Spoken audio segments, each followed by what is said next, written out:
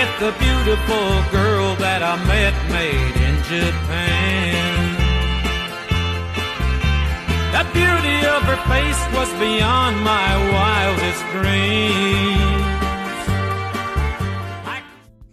Assalamualaikum warahmatullahi wabarakatuh. Shalom, Om Swastiastu, Namo Buddhaya, dan salam kebajikan.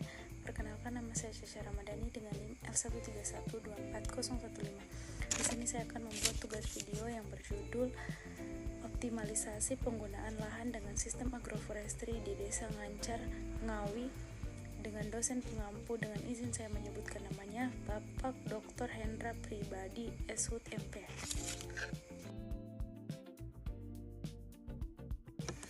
Lanjut saja pada materi saya yang berjudul optimalisasi penggunaan lahan dengan sistem agroforestry di Desa Ngancar, Ngawi. Yang pertama, pendahuluan. Agroforestry merupakan pola pengelolaan lahan yang mengkombinasikan tanaman kehutanan berumur panjang dengan tanaman pertanian semusim dalam satu kawasan budidaya. Dalam pelaksanaannya, sistem ini menjadikan hutan tidak hanya berfungsi sebagai penyangga kehidupan, tetapi juga sebagai sumber daya produksi pangan bagi masyarakat. Oleh karena itu, penerapan agroforestry dipandang sebagai strategi yang mampu meningkatkan taraf hidup masyarakat sekaligus menjaga kelestarian sumber daya alam. Pemanfaatan lahan di bawah tegakan jati melalui sistem agroforestry dinilai mampu menjadi alternatif pengelolaan lahan yang produktif sekaligus menjaga keberlanjutan fungsi ekologis kawasan hutan.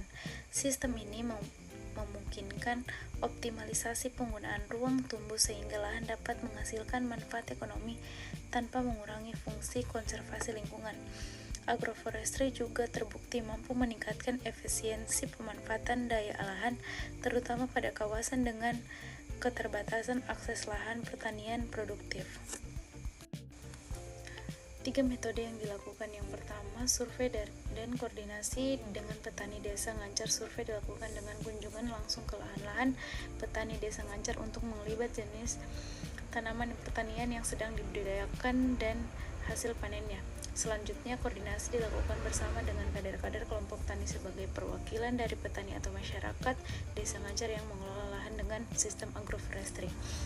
Yang kedua, identifikasi masalah pada sistem agroforestry. Identifikasi masalah terkait budidaya tanaman buah-buahan dan empon-empon di bawah tegakan jati tua dilakukan dengan 2 cara, yaitu pengamatan langsung di empon dan wawancara melalui FGD atau sambungan rasa, dan wawancara terstruktur dengan membagikan kuesioner dan yang diisi diwakili oleh 13 responden. Pembahasan dilakukan secara deskriptif dan kualitatif. Yang ketiga, pembangunan plot atau demplot dibangun pada lahan seluas 3,58 hektar yang berada pada satu hamparan. Hasil dan pembahasan. Tujuan utama observasi adalah untuk mengidentifikasi pemanfaatan sumber daya lahan yang telah dilakukan oleh masyarakat. Hasil observasi menunjukkan bahwa pengolahan lahan yang mengkombinasikan tanaman kehutanan dan pertanian dalam suatu sistem agroforestry sudah dilakukan oleh masyarakat desa Ngancar. Jenis tanaman pokok berupa jati dan beberapa jenis tanaman pangan jagung atau porang dan empon-empon jahe atau jahe merah telah ditanam tepat di bawah tegakan jati. Namun demikian, wawancara dengan masyarakat menyatakan bahwa hasil produksi tanaman pangan atau jagung dan empon-empon tersebut masih kurang memuaskan. Masyarakat mengungkapkan bahwa hal tersebut sebagai akibat dari keterbatasan air, khususnya yang terjadi pada saat musim kemarau. Selain kendala ketersediaan air, tim pengabdian masyarakat Departemen Silvikultur Fakultas Kehutanan UGM mengidentifikasi bahwa rendahnya produksi jagung juga dapat disebabkan oleh permasalahan rendahnya intensitas cahaya matahari di lahan. Gerapan rendahnya intensitas cahaya matahari diakibatkan oleh adanya faktor naungan tegakan jati tua. Naungan mengakibatkan perubahan terhadap cahaya matahari yang diterima tanaman, baik intensitas, kualitas maupun lama penyiraman. Intensitas cahaya matahari yang terlalu rendah akan menghasilkan produk fotosintesis yang tidak maksimal sehingga pertumbuhan tanaman bertambah. Tanaman jagung termasuk tanaman C4 dengan karakteristik sangat sensitif terhadap naungan. Salah satu alternatif solusi yang ditawarkan dalam pengelolaan dan pemanfaatan sumber daya lahan di Desa Ngancar adalah dengan pemilihan jenis tanaman yang toleran terhadap kondisi lingkungan. Salah satu alternatif solusi yang ditawarkan dalam pengelolaan dan pemanfaatan sumber daya lahan di Desa Ngancar adalah dengan pemilihan jenis tanaman yang toleran terhadap kondisi lingkungan ternaungi di bawah tegakan pohon jati.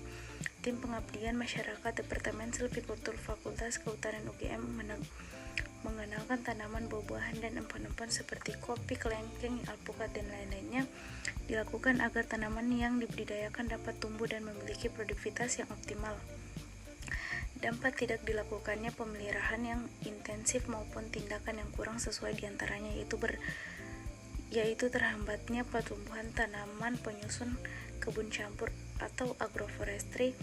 Dalam kegiatan pengabdian masyarakat ini, pemeliharaan dilakukan sepanjang waktu, bekerja sama dengan petani maupun penggarap lahan setempat. Adapun kesimpulan berdasarkan serangkaian kegiatan yang telah dilakukan, dapat ditarik beberapa kesimpulan, yaitu tanaman kelengkeng, alpukat, jahe emprit, dan kenjur dapat menjadi alternatif jenis yang direkomendasikan untuk dibudidayakan pada petani kondisi lahan ternaung di bawah tegakan jati tua. Pemeliharaan secara intensif diantaranya penyulaman, penyiangan, pendagiran, dan pengendalian hama penyakit penting dilakukan dalam praktik wanatani atau agroforestry. Hama rayap dan ulat daun jati tidak menimbulkan kerusakan pada tanaman jati maupun tanaman buah dan empon-empon. Petani Desa Ngancar dapat menerima inovasi pemilihan jenis dan mempraktikkan tindakan-tindakan silvikultur yang telah diberikan dalam penyuluhan oleh tim pengabdian masyarakat Departemen Silvikultur Fakultas Kehutanan UGM. Terima kasih sebelumnya. Itulah hasil paparan materi saya yang berjudul optimalisasi penggunaan lahan dengan sistem agroforestry di Desa Ngancar Ngawi. Apabila saya ada kesalahan kata dalam menyampaikan materi tersebut, saya meminta maaf. Lebih dari kurangnya, wassalamualaikum warahmatullahi wabarakatuh. Shalom, Om Swastiastu, Namo Buddhaya, dan salam kebajikan.